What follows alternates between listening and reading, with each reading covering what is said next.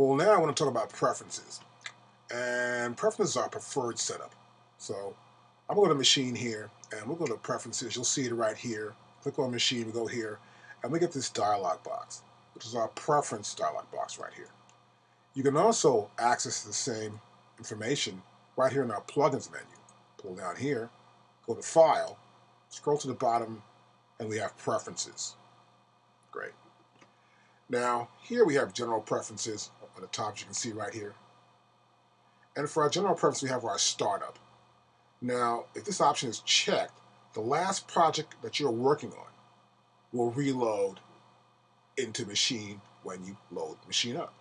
So this way, if you're working on a song and you close the software, you go to bed, you go somewhere, you come back when working again, load it back up, it comes right back up for you.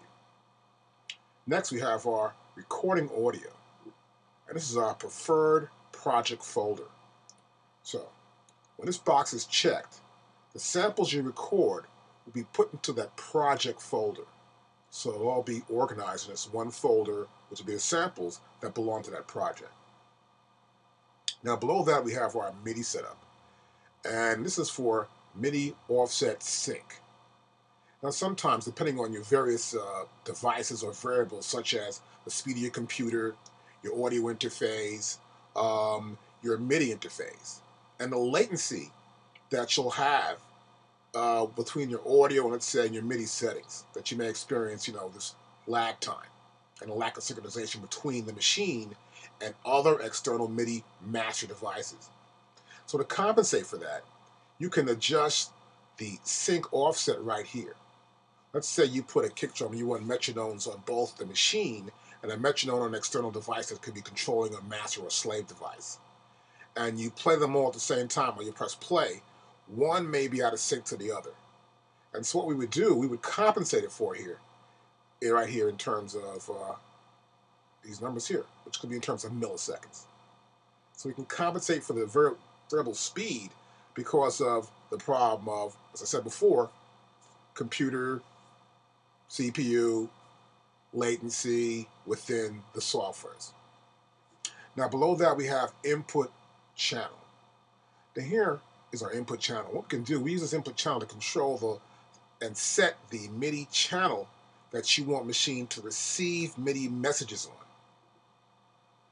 I can use this to limit MIDI input to one channel. For example, here I have it on Omni, so I'm receiving all channels.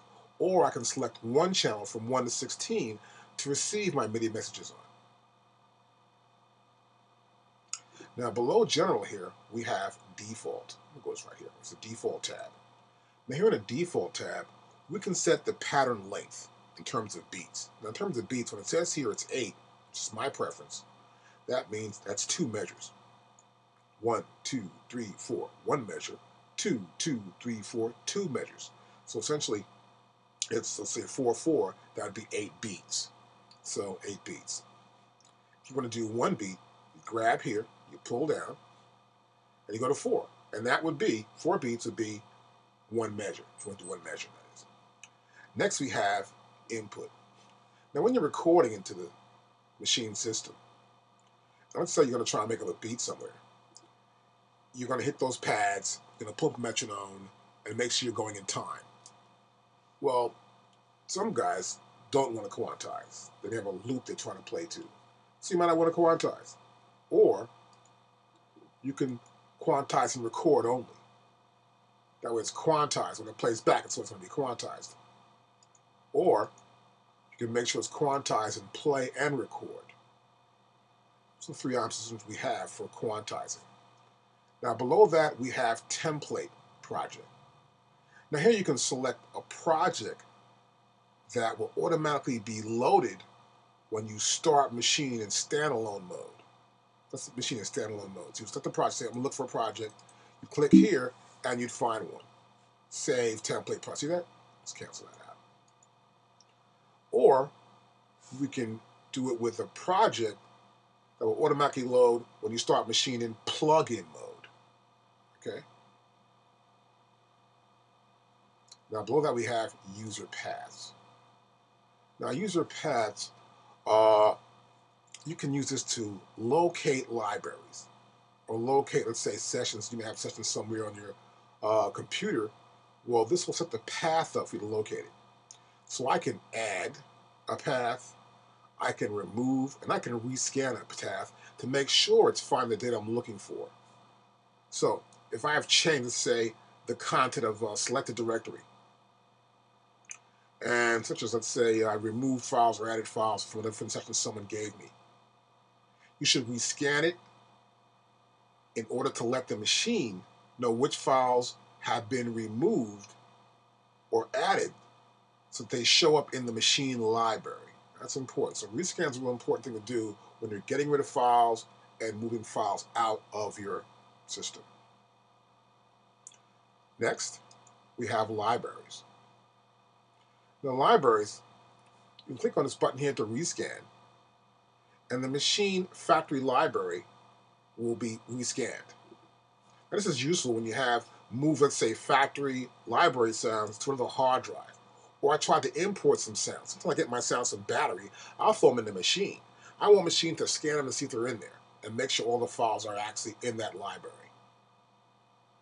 Now, next we have hardware in our preference menu here. And this has to deal with pads and display, as you can see. Now, up top here we have the sensitivity.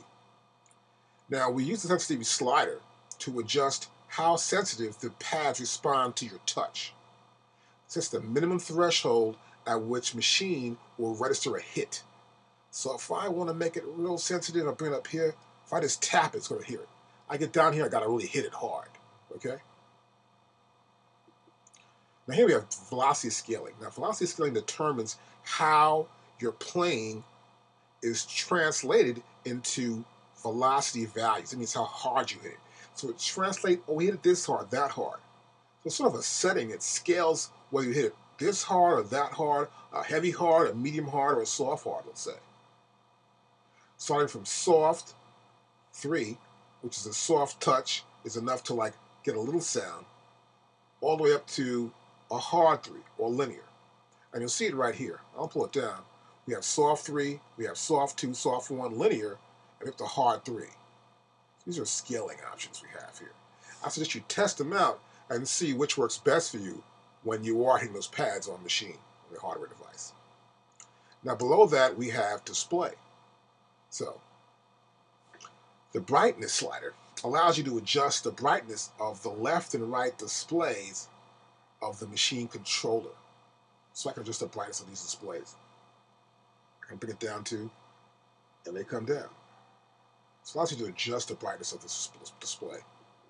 And then we have our contrast. I can contrast the right, if I want to contrast that more, or I can contrast the left. So you must look at your controller and see how the display looks, so you get the perfect look for you. You could be in a dark studio where you may have a perfect lighting, so adjust your contrast value to get the best view before you start working. That's how our preferences work in Maschine.